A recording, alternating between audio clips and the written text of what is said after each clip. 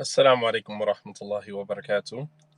الحمد لله رب العالمين والصلاة والسلام على أشرف الأنبياء والمرسلين وعلى آله وأصحابه أجمعين. Uh, Good afternoon. Hopefully everybody is enjoying this cool weather, enjoying their afternoon. May Allah subhanahu wa ta'ala bless you all.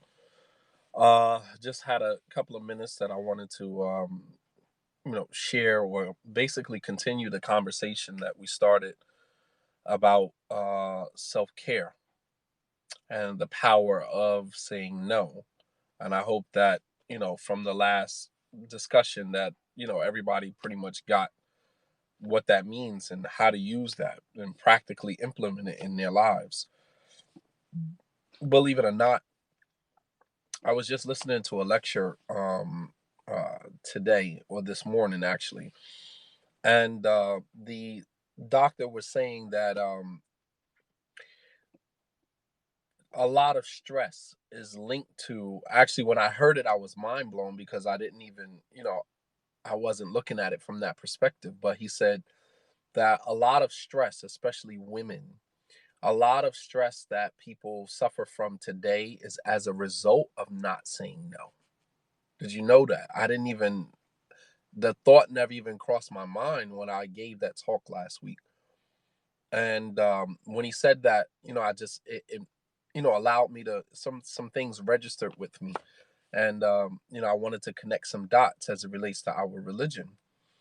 When you think about, for example, why we say no, why we refuse to tell people no, a lot of the reasons that are associated with us not saying no to people is because we are afraid what people will think. We are afraid sometimes of what people will think about us if we say no. Maybe if we say no, they're going to think we're stuck up. Maybe if we say no, they're going to think we're bougie. Maybe if we say no, they're going to think that we think, we're better than them. Maybe if we say no, they're going to think that, you know, you follow what I'm saying? Like, a lot of our refusal to say no is linked to the thoughts or fear, right? Or the fear that, people have, or the fear that we have about what people will think of us. And that within itself is actually very dangerous as well. That is actually very dangerous. Excuse me, let me move my seat up. All right, that's very dangerous to have somebody, to say no, to fear saying no to someone because what you think they're going to think about you. And I want to deal with that for a moment because there were many years of my life as a teenager where I suffered from the same thing. And believe it or not, I see that in a few of my children as I'm sitting here thinking about it now. Just, just afraid to, tell people no. And you don't realize that your your fear of what people will think about you is actually contributing to your stress. It is actually a stressor that you are unnecessarily, that you are taking on yourself. Understand something. You are not responsible for what people think about you. You understand? Or you don't want to disappoint them. Right. I am not responsible for what you think about me. You know what I mean? Like, you are entitled to believe whatever you want to believe about me. I am not responsible for that. And I'm not going to allow my fear of what you think about me dictate my behavior, or even more so, dictate my happiness. You understand? I'm not going to allow my fear of what you think about me to dictate my moves or dictate my happiness. I'm sorry, I'm not going to do that. I am not responsible for how you feel about me. I'm not responsible for what you think about me. If you think I'm arrogant, if you think I think I'm all of that, you think that those are your thoughts, your opinions. You are entitled to those. But I don't have to live my life in fear of those, right? So we get this, yeah, people pleasing. We get in the habit of telling everybody yes and refusing to tell people no. And you know what I mean? Like, and this even affects, even us as Muslims, this even affects how we interact with one another. How we interact with one another. You ever get and this is and I'm going to deal with the brothers because this is not a quality that men, it's not a dilemma that men should suffer with.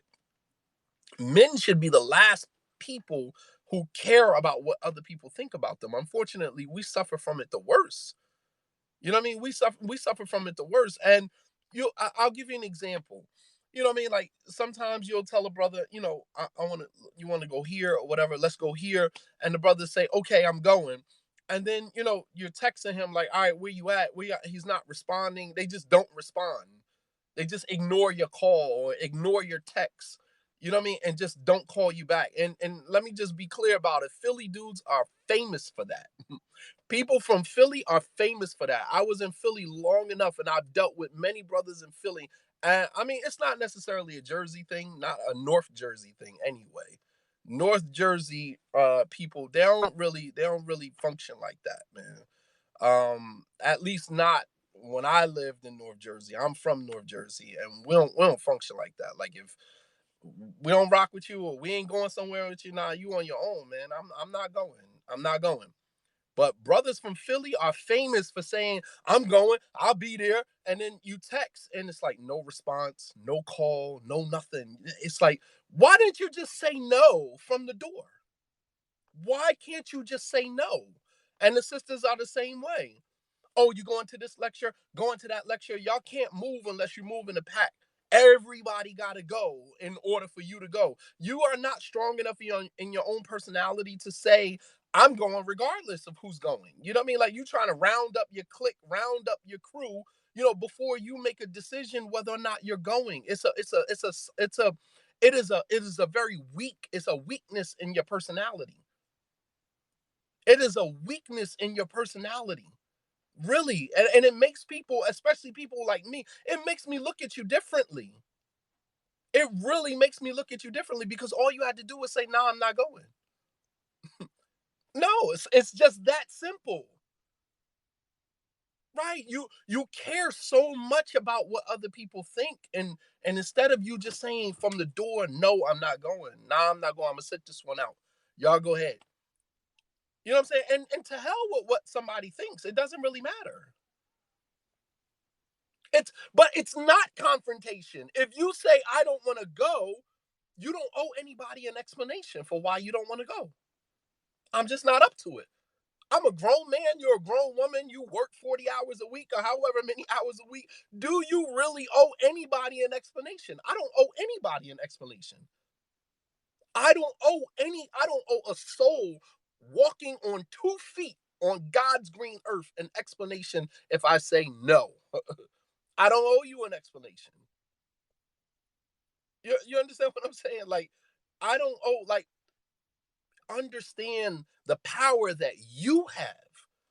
But we live, you know, and the problem with that is that we live so much of our lives with the friends that we have, and there are no boundaries.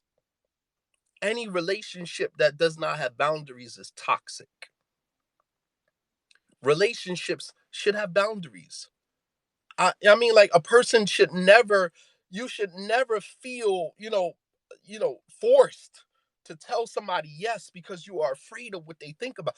That is not a friendship. That's not an association. That's not even a business deal. I mean, it's just like I don't understand. What is the problem with telling people no? No, I don't want to go. No, I don't want to, I don't want to do it. I mean, like, we're not teenagers. We're suffering from peer pressure. Like, we're not teenagers. If you don't want to go, then just simply say you don't want to go. If you don't want to talk, then don't just ignore my phone call, ignore my text message. Just say, I don't feel like talking right now. But we can't do that. For and then when we tell people yes, all right, for people who do that, you say, "Yeah, I'm going. Let me go home, get dressed, whatever, I'm coming." Um, and deep down in your mind, you really don't want to go. And so now, when you get home, you're not really going, but you got to figure out a way now how to save face because you already told the person that you were going. You're adding stress to your life that is unnecessary. You are adding unnecessary stress to your life, and you don't have to. You could have simply told the person, no. We have to learn how to become, we have to learn how to be comfortable telling people no. Learn how to be comfortable saying no to people. You know what I mean? Like you know what I mean? Like you cannot allow people's thoughts about you to dictate your behavior. I'm not responsible for what you think about me. You can think whatever you want to think about me. That's not my dilemma. It's not my problem. You know what I'm saying? I'm not That's not my problem. If you feel like that about me, that's totally on you. You have to live with that, not me. How you feel about me is something that you have to live with, not me. I'm not responsible. And if you think about it, let me tell you how dangerous caring about what other people think. Let me tell you how dangerous it is. If you go back, let's look at a Quranic reference, right? If you go back to the story of Maryam, Mary, right? In the Quran, when Angel Jibril came to her in the form of a man and informed her that she was pregnant and that she was going to give birth to a child, right? And she said, how can I give birth to a child? وَلَمْ يَمْسَسْنِي بَشَرٌ وَلَمْ أَكُنْ بَغِيًّا. No man has ever touched me, nor am I loose with men, nor am I, you know what I mean? Like I don't engage in, relations with men outside of the institution of marriage. So how could I be pregnant?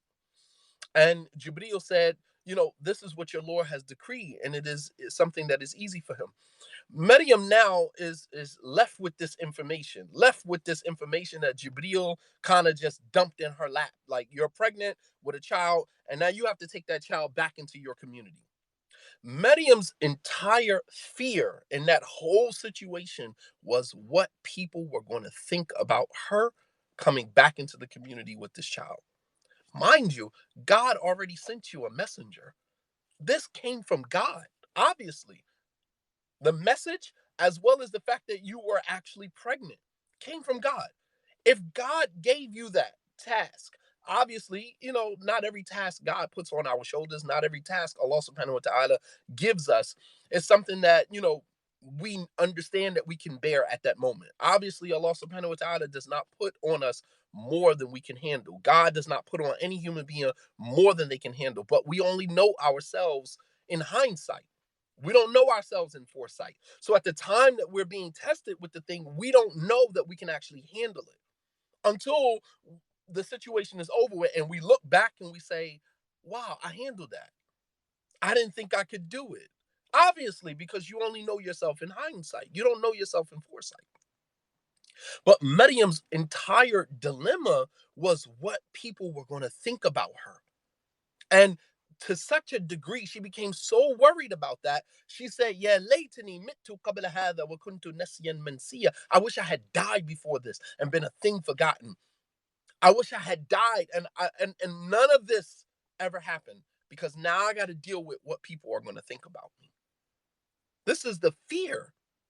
This is the fear that people have of what other people are going to think about them. Some of you listening right now, you tremble at the thought that someone thinks that you're a cheapskate. You tremble at the thought that somebody thinks that you're arrogant. You tremble at the thought that somebody thinks that you think that you're better than them. You tremble at the thought that somebody thinks that you're poor. You tremble at the thought that somebody thinks that, that you think you're better than them or you're arrogant. You tremble at that. Why does it bother you so much what other people think about you?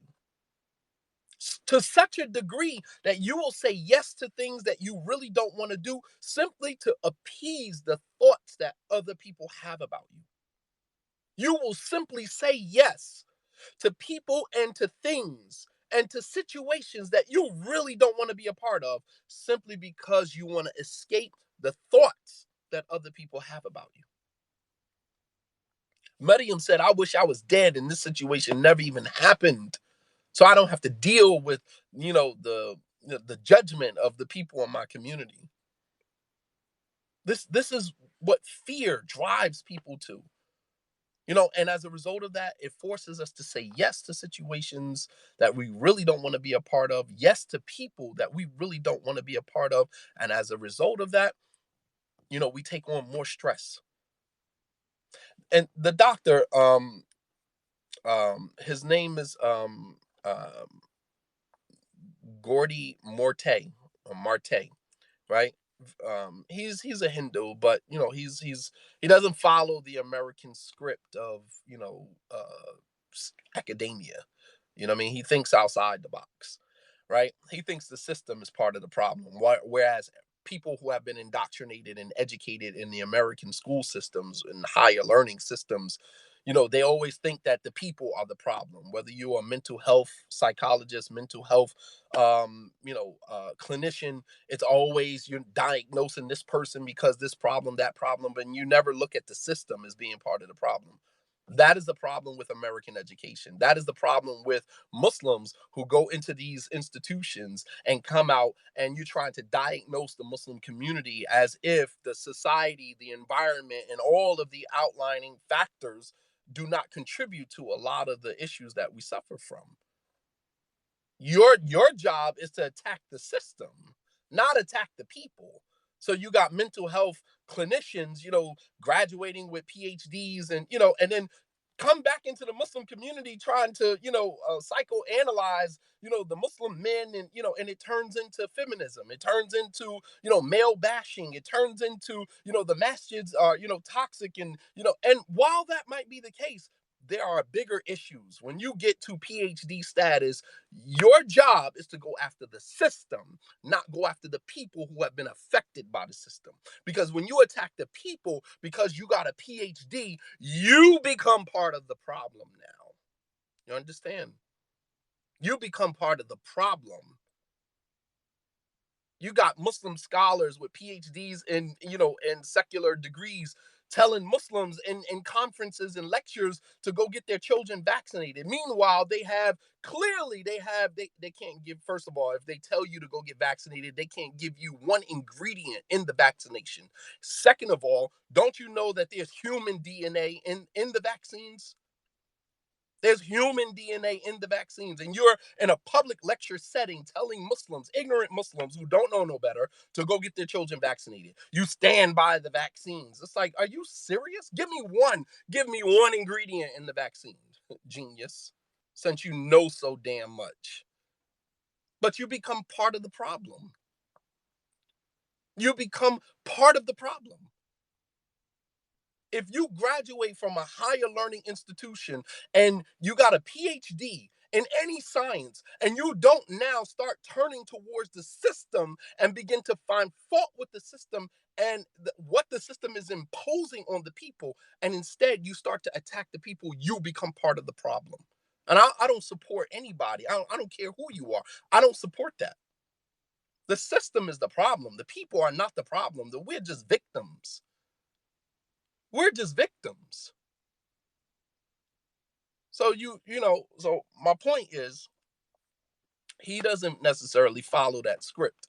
He goes after the system, which is what I respect about him.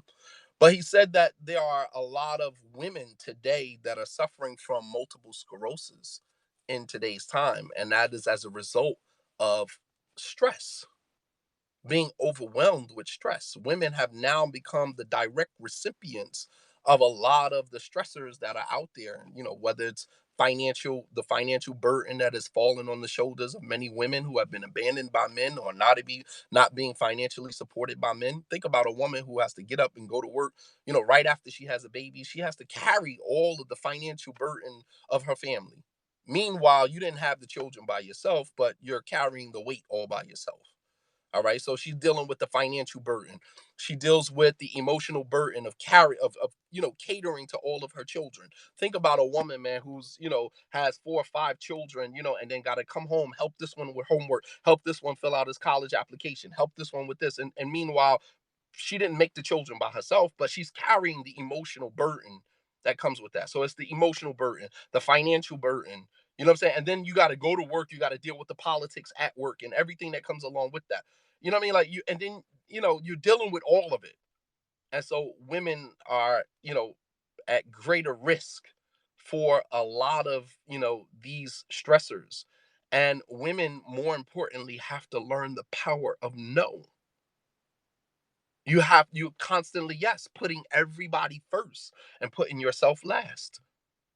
If you are in a situation with a brother having to sit down and he's putting pressure on you to hurry up and get married because I want to do this before Ramadan and I want to do this before this, don't let nobody put no type of pressure on you to do that. Don't let anybody put that type of pressure on you to hurry up and get married. When a person does that, you might as well grab your stuff and head for the hills, because this person is not concerned about your overall well-being. He's only concerned about his own. Oh, we need to hurry. I want to hurry up and get married before this. I want to get married so that we can do Ramadan together. I want to hurry up and get married. Those situations in many instances never work. Never work. And there's a selfishness there that you are not paying attention to. There's a selfishness there that you are not paying attention to.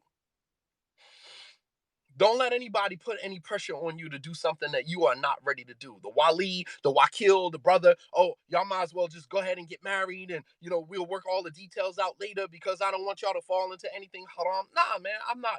I'm falling into something haram if I go into this if I go into this situation with you in haste. The Prophet ﷺ said, Al-ajla min shaitan. Hastiness is from the shaitan. So the brother, he wants to hurry up and get done with the marriage process. So he goes and put a battery in the wali's back or the wakil's back. He turns around and they're both putting pressure on you to hurry up and go ahead and okay the marriage. You don't even have time to process everything. You got children.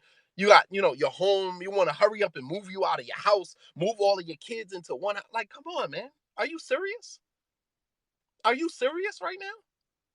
And then you hurry up because it's the sooner the better, and all these other jargon that we come up with, man, that we spread amongst each other, man, thinking that is some logic to it. There's no logic to it. There is no logic to it. The sooner the better. Didn't the Prophet sallallahu alaihi wasallam say hastiness is from shaitan? Hastiness is from shaitan. Don't delay marriage. No, delay marriage. That's the problem. Don't delay marriage. Let me hurry up and get married. That's the problem.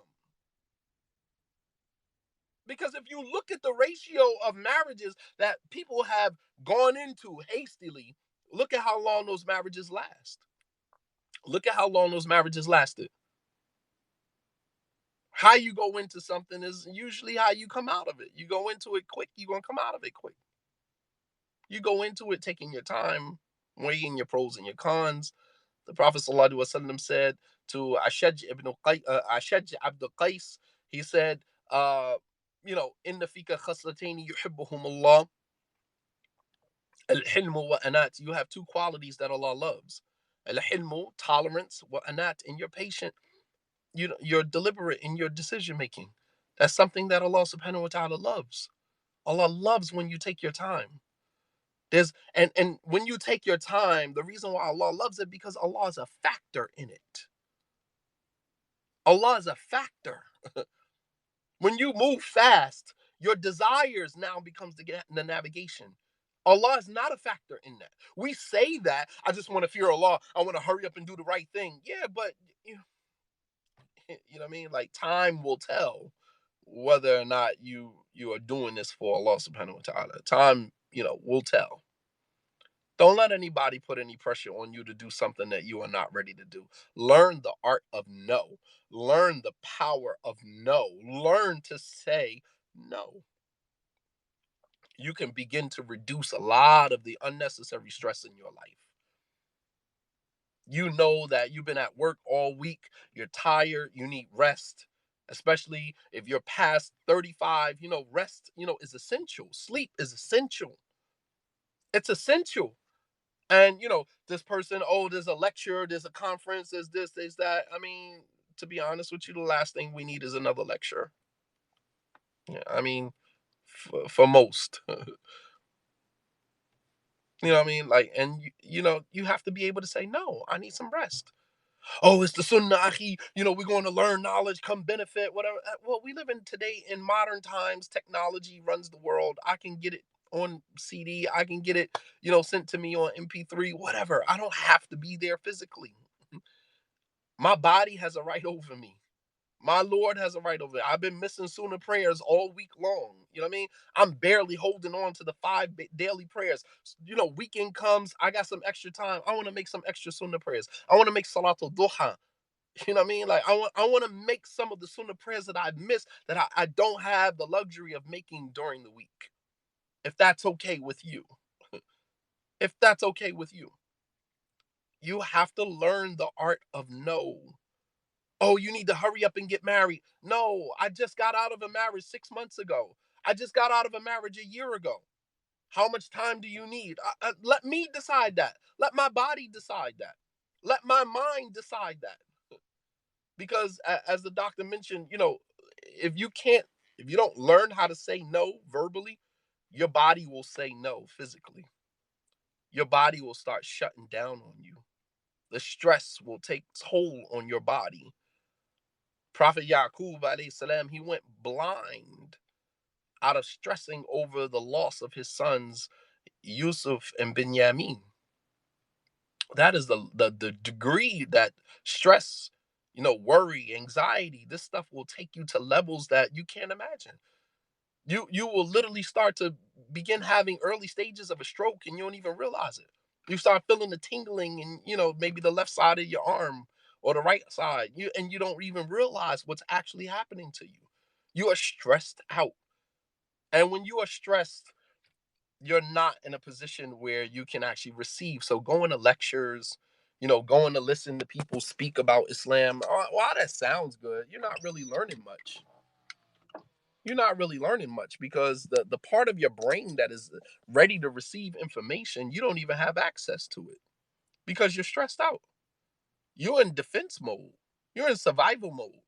And when you're in survival mode, which is, why a lot of the lectures and stuff is it's irrelevant because how am I late on my rent? I'm late on this, I'm late on that, and then I'm coming to the message to hear a lecture about, you know what I mean, like some random topic about Islam. It has no relevance in my own personal life.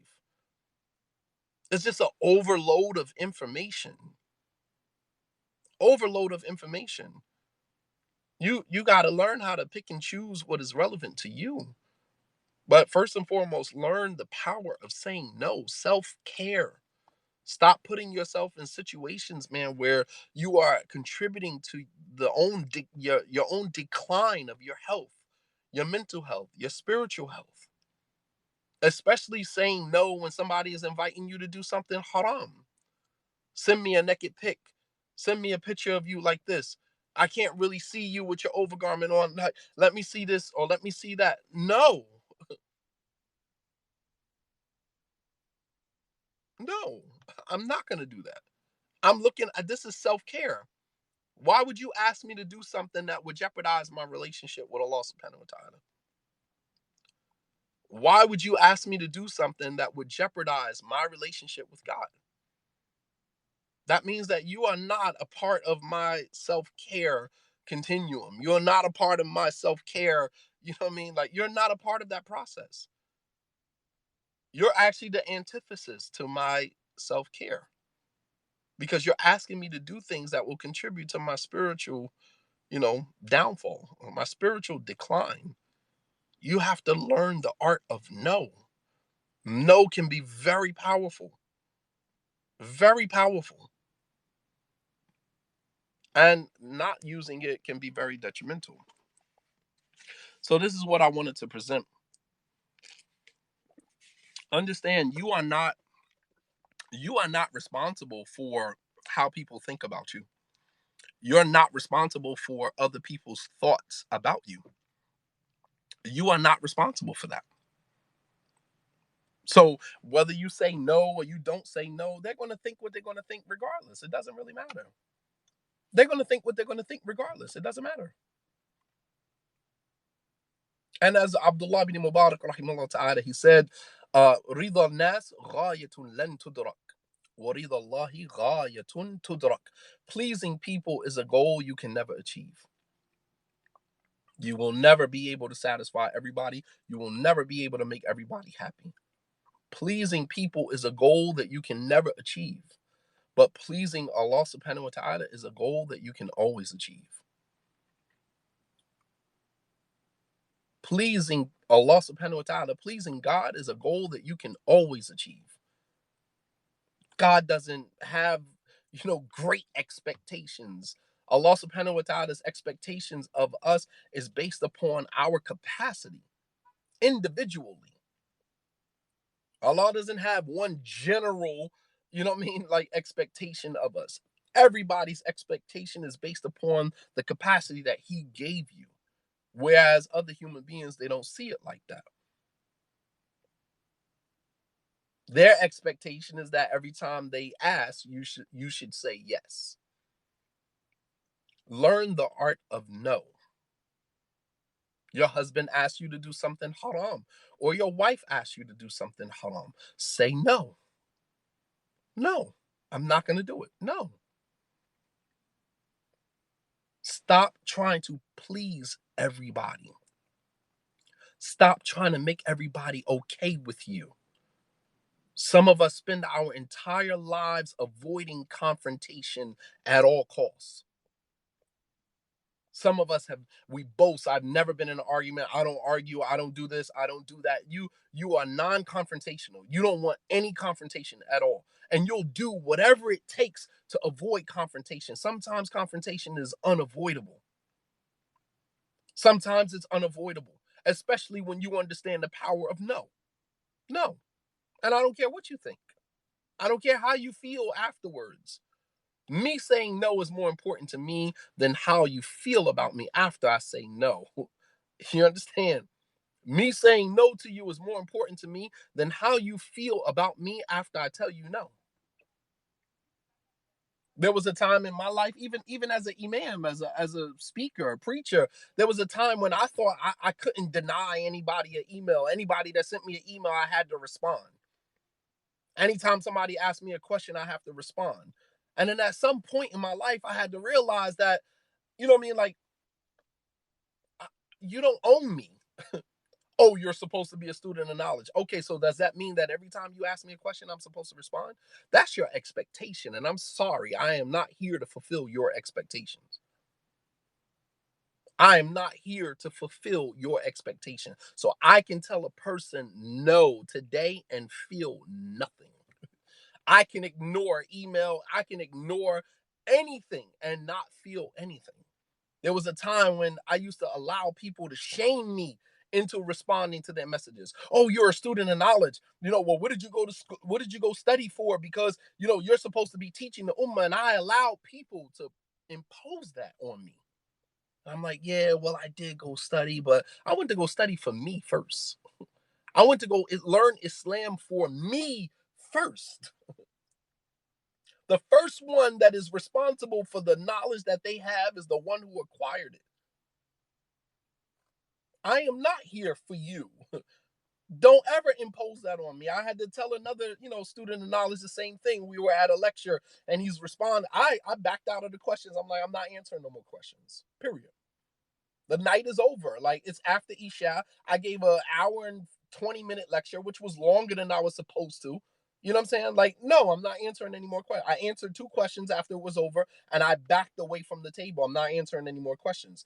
The other speaker that was there with me, without saying any name, he kept answering the questions over and over and over and over and over. And we was there for another 45 minutes until he got, until the organizers had to say, all right, we'll continue tomorrow. We get in the car on our way back to the hotel. I turn to the brother and I'm like, you're not obligated to answer everybody's question, man. Learn the art of no. Learn the art of telling people I'm not answering any more questions. I stopped answering questions like 45 minutes ago. I said, I'm not answering any more questions. I'm done. I'm done. Do you know the energy that it takes to give a lecture? Do you even know what goes into giving a lecture? There was times when I give a lecture and and I'm invigorated and I'm enthusiastic and I get off and like my heart is just pounding, you know what I mean? And I need to go sit down for a moment. I really need to go lay down. And then you got people that'll bombard you afterwards, asking a whole bunch of questions. And I'm just like, all right, you guys got to give me a few. Not to mention that I'm an introvert at heart. I don't really like being around people, period. I don't. I have to reset sometimes. It takes time for me to, enjoy being around people. I got to go build myself up, plug my battery in, and then, I'm okay with being around. But once I'm drained, I don't want to talk to anybody, not even my own children. I don't even want to talk. But people are just so insensitive and so dismissive. And the only thing that matters is getting their question answered. And in many instances, the question is redundant. It was probably answered during the lecture, but you were busy on your phone texting the person what he looked like, or what he got on, or what this person said, or what mistake you found, or whatever. But you wasn't even paying attention. And I told the brother when we was in the car on our way back to the hotel, I said, listen, man, I'm going to give you some advice. Learn the power of saying no. You do not have to answer every question somebody asks you. You are not obligated. That is not your job. Even if other people expect that from you. Defy the expectations. I do it all the time. Oh, you're a student you're from the university. So what? Does that mean I'm supposed to live up to whatever, made up expectations that you came up with that I have to live up to? Gotta be kidding me, man. Oh, this is the way that a student of the University of Medina is acting. This is the way you're supposed to act. You don't get to determine, you don't get to dictate to me how I'm supposed to act because of some made up, falsified, expectations that you came up with. I'm sorry. I'm sorry. You bet on me, I'm going to disappoint you every single time. Don't place your bet on me, man. You're going to lose every single time. I do not live up to your expectations. And this is what makes you dangerous, because people realize at that point that you're not controllable. They can't control you. You're not going to follow a script. Right. They call you arrogant. Oh, he thinks he's this. No, I mean, here again, those are your thoughts about me. Those are your opinions about me. And while you are entitled to them, I am not responsible for them. I'm not responsible for what you think about me. And even that statement would seem to be arrogant. Oh, you see what he said? That's arrogant. It's not arrogance. That's not arrogance. That's reality. That's not arrogance. That's reality. I am not responsible for what you think about me. But there's a lot that goes into it, man. And that this was also a journey of mine. I had to, go through certain things in my life, and I had to learn the power of no. I have to learn the power to say no. Then you'll find yourself losing people. Listen, man, if a person decides that they don't follow you, they don't want to listen to you, they were never for you to begin with. They were never for you to begin with. The only reason why many people only listened to me in the past, my personal belief, was because I was accepted into that particular space. And when you are a speaker and you're accepted into a particular space, even though people don't like you, they pretend to rock out with you. They pretend to be cool with you because you're amongst the accepted. You know what I mean? The accepted elite. But when you're no longer in that space and people don't have to listen to you, don't have to accept you, then you'll see the real true colors come out. The true colors really come out. So don't ever say, "Oh, I'm disappointed in you." Well, I mean, I'm sorry to disappoint you, but I didn't know I was here to to appease you. I didn't know I was here for that purpose. But thank you for that. I appreciate that. I'm saying all of this because this was part of my journey into me getting to a place where I can say no, and I can walk away not feeling anything. You know, some of you guys are empathic, some of you are empaths, by nature, and so you feel the pain of other people, and While that is a great quality, that also, like every other quality, has to be practiced with moderation. Everything in moderation. You can't go to the extreme with that, you know. So this is what I wanted to present, and I hope that it was received well. Um, I hope that you guys can benefit from the advice. You can benefit from the mistakes of others. You know what I'm saying? Like the things that some of the things that and I'm not shy to kind of throw it out there. If there were mistakes that I made in the past, in my development, in my journey. I don't have a problem sharing that with you, so that perhaps you can impart that information onto your children, or you can take that information and you can benefit from it as well. We're trying to get better. Self refinement, we're trying to get better. So this whole concept, man, of self-care, man, is very important, man, especially in today's time, and where people are literally losing access to you know that ability to make good decisions, man. People are really losing that. Muslims, I'm not even talking about the general populace. I'm not talking about the general population of the world that we live in. I'm talking about in the Muslim community. People are literally losing their ability to make good decisions, man. And we have to restore that. I mean, we have to restore that using our religion, man.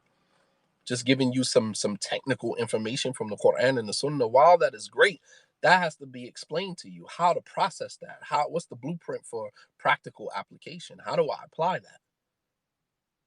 What I mean? But most importantly, man, making sure that this here remains intact, making sure your mental state remains intact.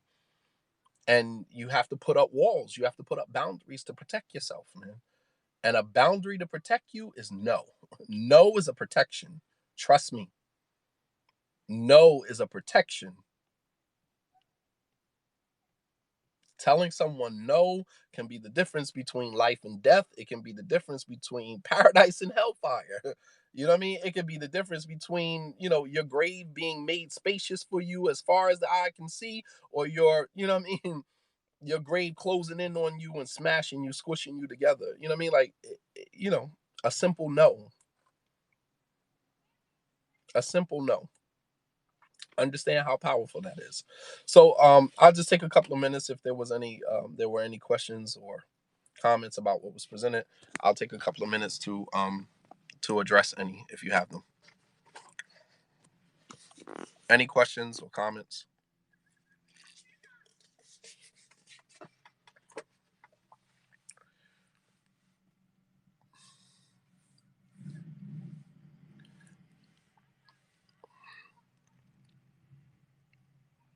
Alhamdulillah, my pleasure. My pleasure. Alhamdulillah. No, I was not born Muslim. Any questions related to the topic? Self-care, the power of saying no. Look at Prophet Yusuf alayhi salam. Prophet Yusuf alayhi salam, when he was trying to be when the wife of their Aziz was trying to seduce him in the room.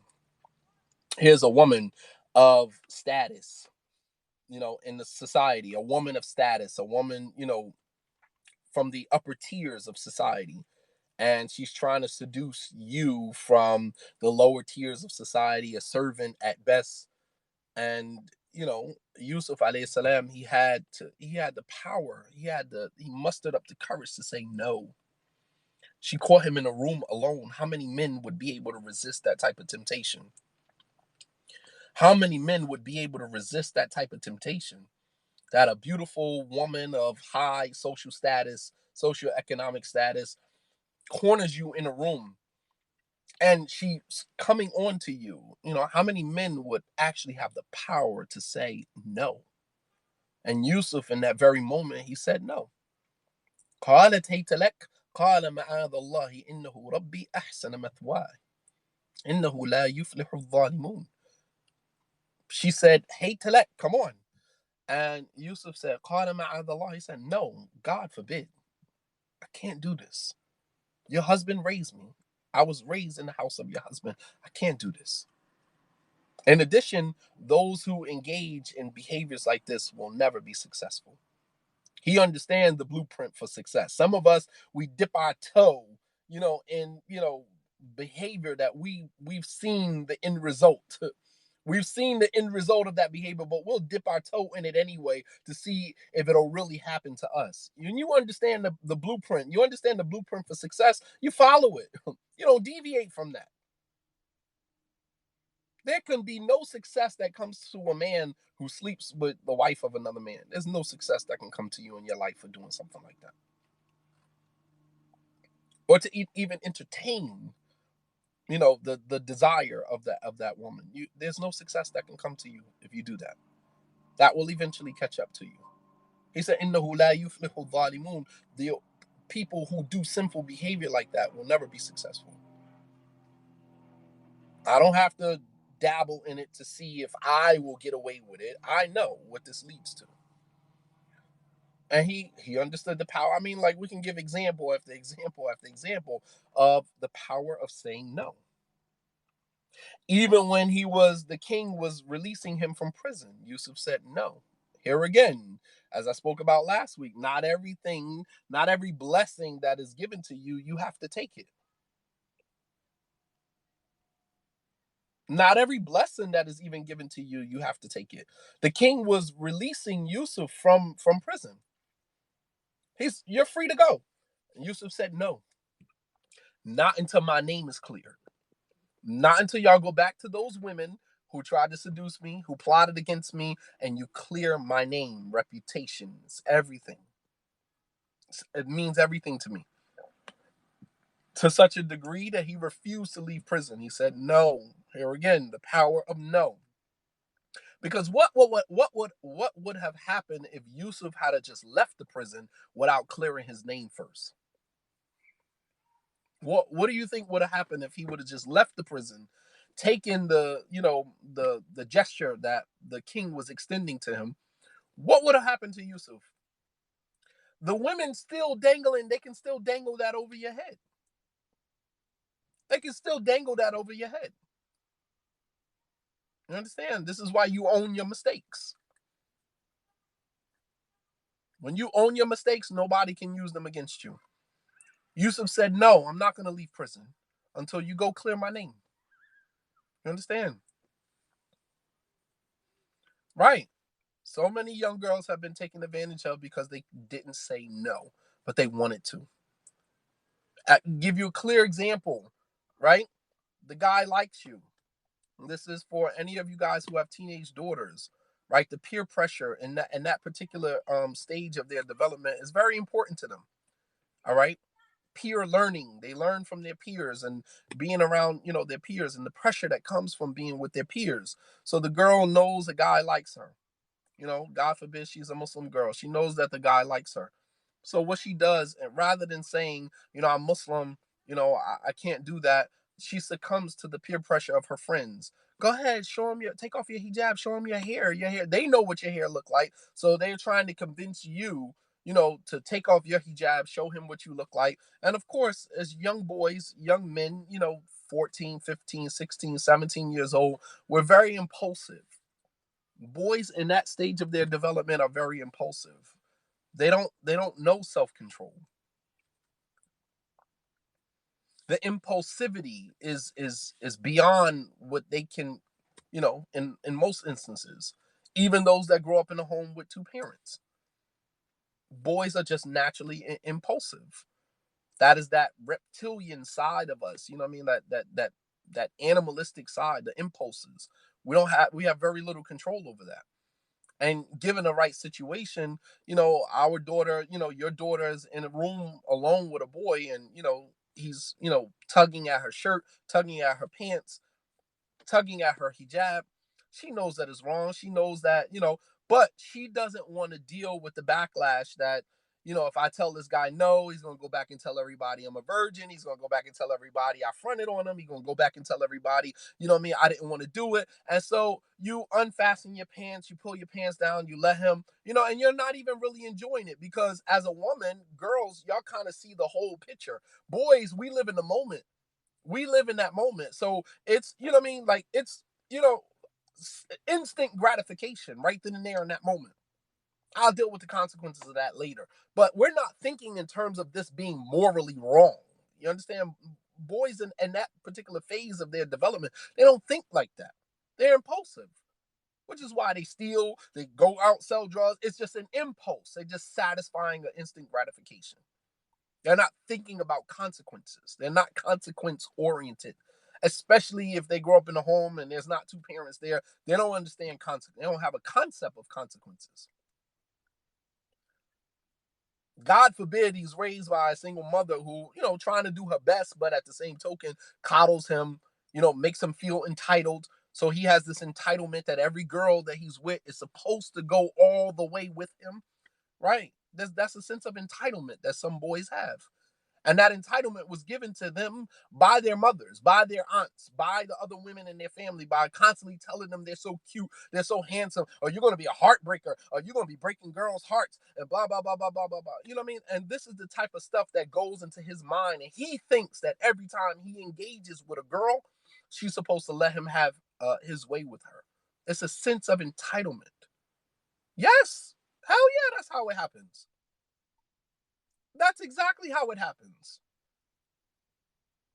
All the girls in his family, all the women in his family telling him how cute he is. His mother constantly telling him how cute he is. His aunts telling him how cute he is and how many girls he's gonna break. The aunt come over, like how many girlfriends you got, and mhm, that's the sense of entitlement. So now he thinks that every girl that he engages with is supposed to give him that same type of reaction, that same type of treatment that he gets from that same attention that he gets from his mother and his aunts. And meanwhile, all of them overcompensating. Because in some instances, he ain't even that cute. You know what I mean? Like truth be told, he ain't really that cute. But what mother is going to tell her child he ain't that cute? Relax. To have several seats. No mother's going to tell her child that, even though he ain't that cute, even though he don't wash his behind, even though he don't brush his teeth, even though he has horrible hygiene habits. But you still going to keep catering. You know what I mean? Oh, my baby, my king, and he's cute, and he's this, and he's that. Yeah.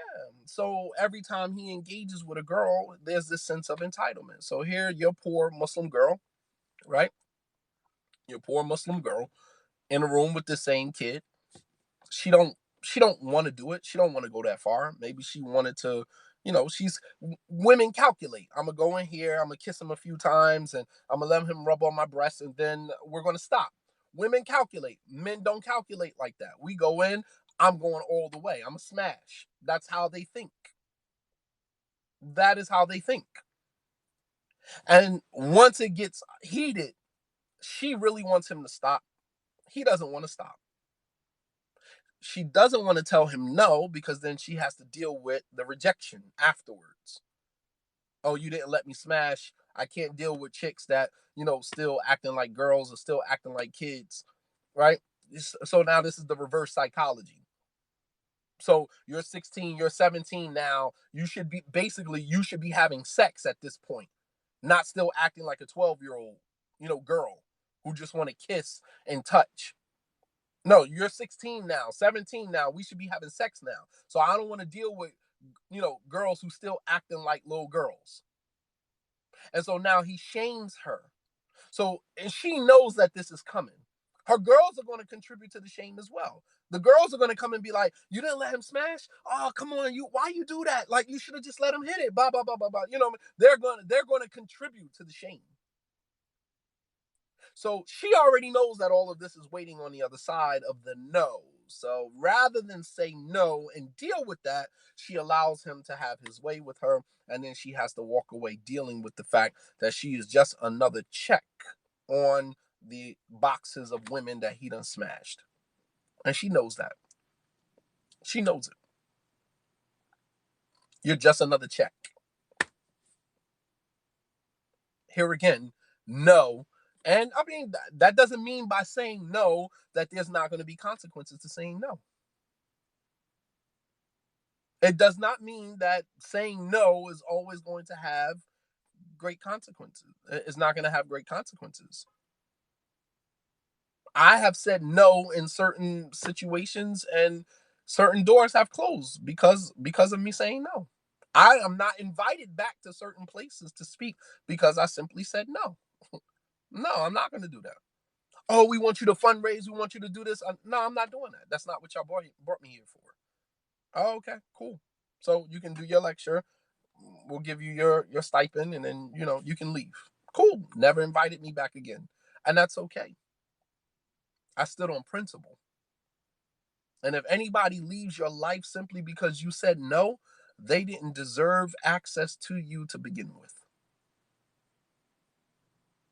If anybody leaves your life, disassociates themselves disassociates themselves from you because you said no, then they didn't deserve access to you anyway.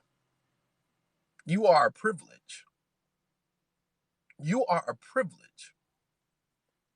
And the quicker you figure that out, the quicker you can stop allowing everybody to have access to you. It is a privilege to know you. It is a privilege to be around you. I'm talking to you, whoever you are. It is a privilege to know you. It is a privilege to be around you. It is a privilege to spend time with you and have access to you. And anyone that does not regard you as a privilege, does not regard your time as a privilege, does not regard your presence as a privilege, then they don't need access to you. That's a fact. And the world is not going to tell you that. You have to tell you that.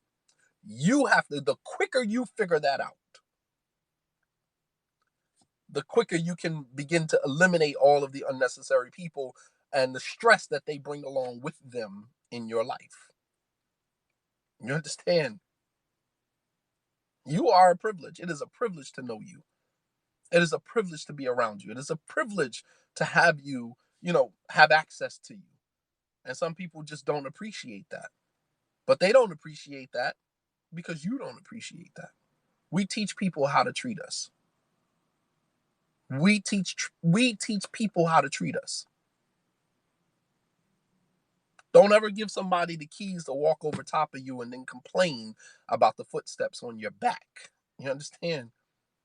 You gave them the keys to walk over. You gave them the keys to walk over you. And right, self-worth, self-love, absolutely. You got to understand your worth, man. And this is the way that people get caught up, man. If you don't know your worth, somebody figures out your worth before you do, you're in trouble. This is how people get used and exploited. Somebody figure out your worth before you do, they're gonna play you. You're gonna be exploited, taken advantage of. So you guys have been great, man. Allah subhanahu wa ta'ala bless you. وصلى الله على نبينا محمد وعلى آله وصحبه وسلم تسليما كثيرا وسبحانك ربك رب العزة عما يصفون وسلام على المرسلين والحمد لله رب العالمين. Enjoy the rest of your Sunday. وجزاكم الله خيرا والسلام عليكم ورحمة الله وبركاته.